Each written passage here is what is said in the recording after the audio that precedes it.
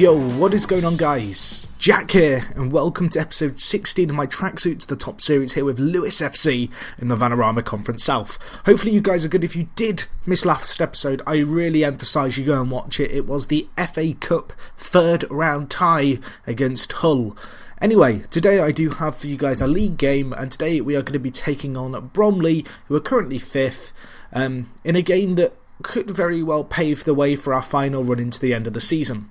As I mentioned last episode, the previous game was against Hull. Since then I've actually played 10 league games. I think it's 10.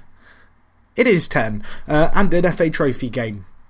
I'm not going to review these in too much detail, but just to let you know that we did get knocked out of the FA Trophy in the second round. A little bit of a shame, but we did lose to Bromley, who of course we are playing today 1-0.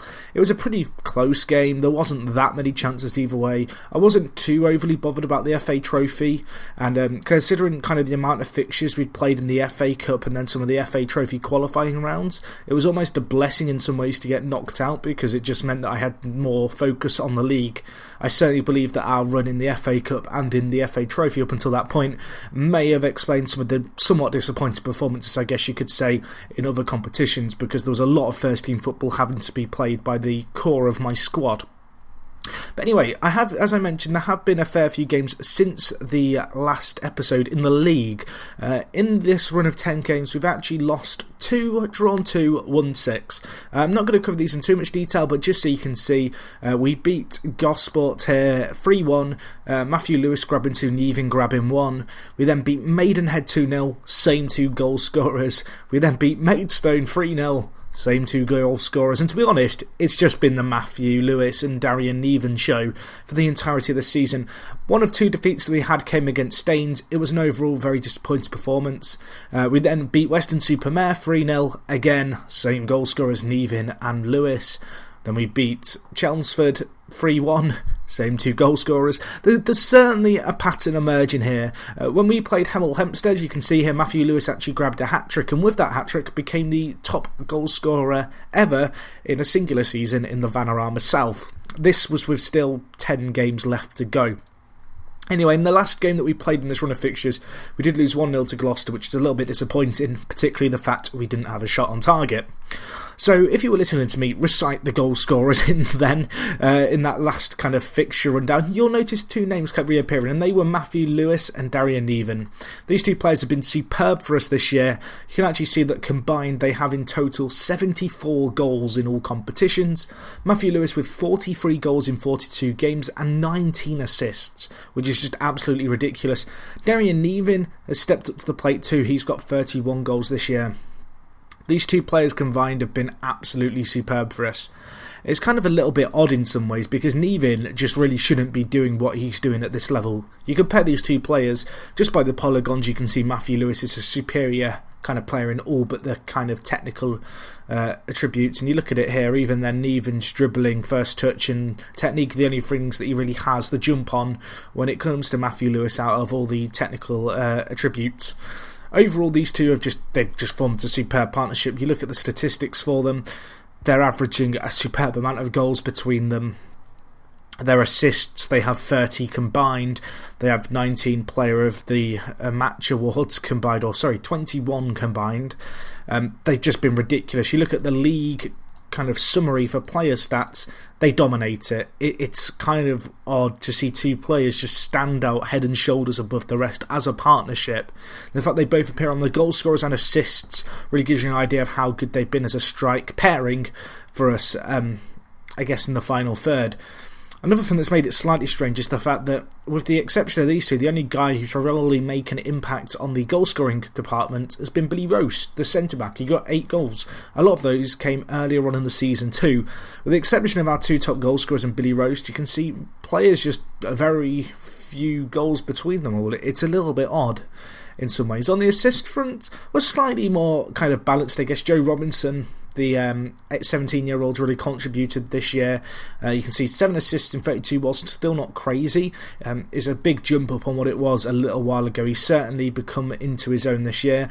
Ben Bacon as well played really well so far this year. The 17-year-old's been superb for us. So anyway, that's a little bit about the squad rundown. In terms of average ratings, you've obviously got the usual suspects, Neven and Lewis, the guys you'd expect to see up there. Talak's played really well alongside Billy Rose, both our first choice centre-backs, really good average ratings, a 7.12 for Talak, who's been great. And then Henry Muggeridge, who of course is just our superb player, one of the fan favourites. Has just been great for us again this year. He's got 3 assists and 1 goal in 33. Not been so much a part of our attacking performances as he was last year with 14 assists from right back, but he's still holding his own in the right back position and really been solid for us when called upon.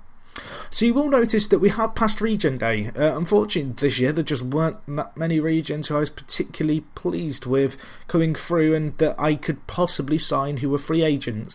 Grant Maloney, or Malone, is the only one who's a real kind of standout player worth showing you. He's a fullback with some really nice physicals for this division and some okay mentals but absolutely atrocious technicals. He might come good for us eventually. Looking at his report, he has the potential to be a Vanarama Conference player, but he's inconsistent, doesn't relish big matches, and he's susceptible for injuries. So that's kind of the deadly trio there of signs that a player's probably not going to make it. In terms of other players, I'll just show you, I did my standard kind of scouting thing, but there just weren't that many players. Don Williams was the best player who I could possibly sign who kind of might have been good, but he simply wasn't good enough to justify me going after him. So anyway, a little bit disappointing I guess with the regions when you consider that when you look at our starting 11, our 4 best players are all players we picked up last year around this time of year. Would have been nice to maybe get 1 or 2 more players to add to that kind of generation, maybe a few 16-year-olds. Who knows, maybe some will emerge still before the season is over. Anyway, that's a bit about the squad, where we find ourselves. In terms of talking about the squad as a whole, I'll talk about the league position first, and that is the fact we are top of the league. There's 7 games left. I have no idea why, but in the Conference South there are 21 teams. Seems like a bit of an odd number. When I first got promoted I was worried the database might be bugged, but in real life there are 21 teams in the Conference South and I believe 22 in the Conference North. I'm not sure if that's to do with the way the kind of teams are divided by North and South region and that's the reason there's 1 extra in the Conference North, or if it's something to do with a team folding from the Conference South. Maybe if you know you can let me know down in the comments. I'm kind of curious to know myself. But with 7 games left we are 7 points clear of Havant and Waterlooville. Today we played Bromley. If we can beat them, that would extend our gap over the teams outside of the playoffs and within the playoffs quite substantially, to the stage where with 6 games left it's probably not going to be turned around. We have got Havant and Waterlooville before too long. That's actually our 3rd to last game of the season. So that's probably when the next live com's going to be. But we do have Bishop Stortford at the end of the season who are 4th. So if it was to come right down to the kind of death, it could be a little bit tricky our end of running in the season, particularly those 2 games, either side of the Whitehawk game, who are currently 8th. Ideally, it would be perfect to win our next 4 games, including the one today against Bromley. That should give us enough breathing space going into the Havant and Waterlooville that we won't have it kind of all relying on that game. But anyway, we're going to get into today's game against Bromley. Hopefully, as I mentioned, we can get the result. I did want to just quickly touch upon the squad and who's playing well and stuff. So obviously Matthew Lewis is our star player, and someone's going to ask me, how good is actually Matthew Lewis? According to my assistant, Alex Fiddles, who's actually a very, very good assistant manager, Fidesz. I did a bit of a coaching and staff kind of shake-up. I'll probably cover that at the start of next season, because I'm probably going to have some more changes even then. But Fidesz is my current assistant manager. He has good judging player ability and potential, and so for the sake of this coach report, you can pretty much trust mostly what he says. The fact that he thinks that Matthew Lewis is a decent League One player is absolutely fantastic to begin with. The fact that he thinks he has the potential to be a Premier League striker also bodes really well. And also the fact he's consistent helps further. And also the fact he's improved as a footballer really gives me some hope that perhaps Matthew Lewis can be a player who just pioneers our team right the way up the divisions. You can see he's a superb player and he's playing really well at the moment. Ben Bacon is a player who I drew your attention to last year for having great personality and a player who I thought could develop really well. Despite his issues with his inconsistency, he's still a very solid player for us. He has improved tremendously since last year. There's no denying that. It seems that every month I'm getting told he's improving, and one of the big gripes that my assistant actually has is the fact he's not playing at a high enough level of football to actually, I guess, improve further. But anyway, next player is Craig Mullin, another player from the same kind of generation. Worth noting that all these players are considered good players for the league above us, so that kind of bodes well going into next season. If we were to potentially get promoted, then perhaps we wouldn't have to make too many additions to the squad. But anyway, Craig Mullin here, you can see another good player for the Vanarama Conference. He's developed a lot this year, Craig. He's become our first choice keeper, which is really good. Not had the craziest performances there, but he's certainly a player who I think's just going to gain more and more with the more first team football he plays. And the last of the youngsters is Joe Robinson, who again signed him at the end of last year, and he's had a great job for us out on the right. And again, Vanarama Conference player. Looking at players like Talak, just to give you an idea, with 2.5 current ability, he'd still be a good player for most teams in our division. I actually personally think he'd probably be good enough for the league above us as well. Time will tell on that front. But all in all, when you look at the core of our squad, kind of from maybe Sam Cole upwards, all of these players are probably capable of playing in the division ahead of us. If we can keep hold of Matthew Lewis as well, and he can continue to bang in goals, I'm very confident that we'll be able to go up the next few divisions in the coming years without too much hassle. I am kind of surprised at how well we've adapted to the Conference South, but I think that largely comes in part down to Matthew Lewis and what he brings to the squad, but also the improvements of a lot of the other younger players in the side. Even those which aren't regens, players like Henry Muggeridge have improved a lot this year. And if they can continue to improve at the rate they are, they're just going to be able to stick in the squad for a few years yet. But anyway, we have got the game against Bromley, so we're going to get into this live com. Hopefully we can get a win, as I already mentioned, because a win here would put us in a very good position to potentially win the league. Havant and Waterlooville have got Staines, so that's probably worth keeping an eye on. Oxford City are the other team who are kind of really chasing us down. I don't think they're playing today from what I can see, so we can't concern ourselves too much with them. It's worth noting, however, that they have played a few extra games on ourselves and haven't, so yeah, we can actually secure a playoff place here, I believe, if we win, according to the Team Talk option. So that's kind of a good sign of progress. It means that we're guaranteed at least a route to possibly get promoted. Ideally, from the current situation we're in with 7 games left and 7 points clear at the top, I'd obviously like to see us go on and get promotion, and it would be disappointing, in my opinion, if we were to fail on that. But, you know, we'll kind of take things as they come here. Playing Bromley, it's not going to be an easy game because of how high they are in the league, but I kind of feel like we should be able to beat them on our day. But anyway, they're on the attack here. Looking at the stats, they've had a lot less of the ball, but they've also had the better opportunities. But we're on the attack here. Lewis and Nevin forming their little partnership. Nevin finds himself through on goal. Can he bury it? There's a massive ricochet there. But ultimately, the chance is squandered, and that is disappointing. Even finding himself with some real space and able to use his pace in the final third, but it amounts to nothing. But yeah, 50-50 possession, not too many chances either way. Bromley playing fairly well. I guess they'll be happy with their performance. They are the home team, so you kind of expect them maybe to take the game to us a little bit. But the longer this goes on like this, the more confident I feel right now. You know, they've not had a single clear-cut chance. At half-time, it looks like it's going to be 0-0. Not exactly the most entertaining game, but I'm hoping with a little bit of motivation, maybe our team can step up their performance in the second half. I am actually going to switch to our slightly more attacking 4-4-2. I'm going to hope that might be able to help us break the deadlock here, whilst also maybe just applying a little bit more pressure on the Bromley back four, because as you can see right now, we've only had that one shot on target, committing a few men further forward. Maybe we can do something. Lewis here, what a finish by him. Matthew Lewis with his 44th goal of the season. That was one hell of a free kick by, was it Mullin in goal who took the free kick there? It was. It's not sexy football, it's Route 1, but a great touch by Lewis as the ball came flying over his shoulder, and he dispatches that shot with composure and ease to make it 1-0.